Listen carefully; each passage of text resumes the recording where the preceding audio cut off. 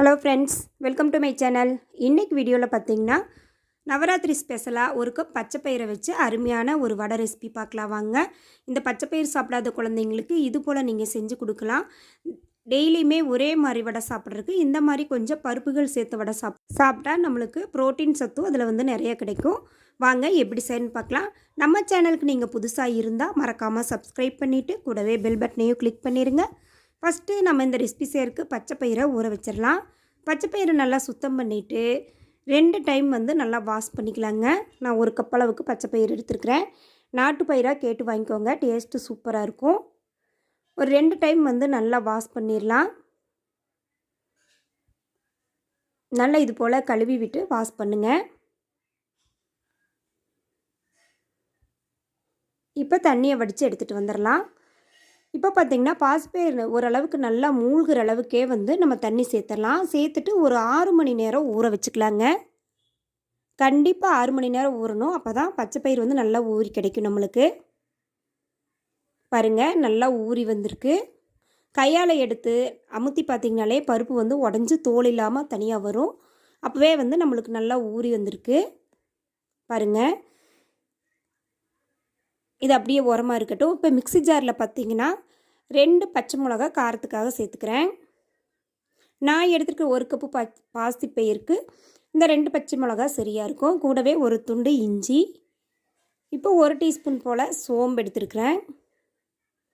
நீங்கள் உங்களுக்கு காரத்துக்கு தகுந்த மாதிரி காரம் சேர்த்துக்கோங்க.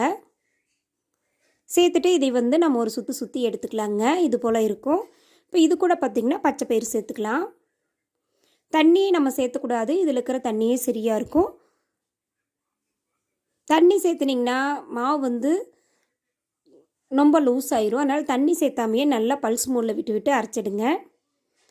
இப்போ இதில் வந்து தேவையான அளவு உப்பு 1/2 டீஸ்பூன் சேர்த்துக்கலாம். இந்த வடைக்கு தேவையான மொத்த உப்பு இப்போவே சேர்த்துடலாம். பாருங்கள், அரைச்சாச்சு. இது போல் குறைப்பாக அரைச்சி எடுத்துக்கோங்க, ரொம்ப நைஸாக வேண்டாம். வீடியோவில் காட்டுறேன் பாருங்கள், இந்த அளவுக்கு இருக்கணும். இது அப்படியே வந்து ஒரு பவுலுக்கு மாற்றிக்கலாங்க.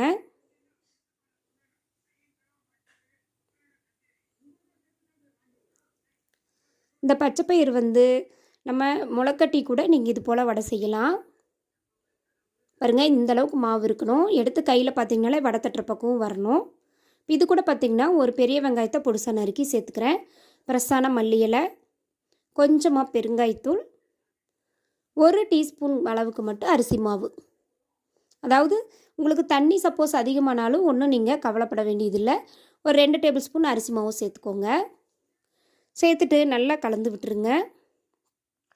பாருங்கள், கையால் எடுத்து வடையாக தட்டி பார்த்திங்கனாலே உங்களுக்கு பக்குவம் சரியாக இருக்கும்.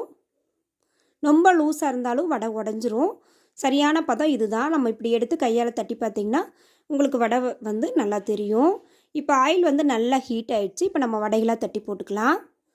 இது போல் கொஞ்சமாக கையில் எடுத்து வடையாக தட்டி போட்டுக்கோங்க. நம்ம வடை போடும்போது எண்ணெய் வந்து நல்லா ஹீட்டாக இருக்கணும். ஆனால் அடுப்பு வந்து சிம்மில் வச்சுக்கோங்க.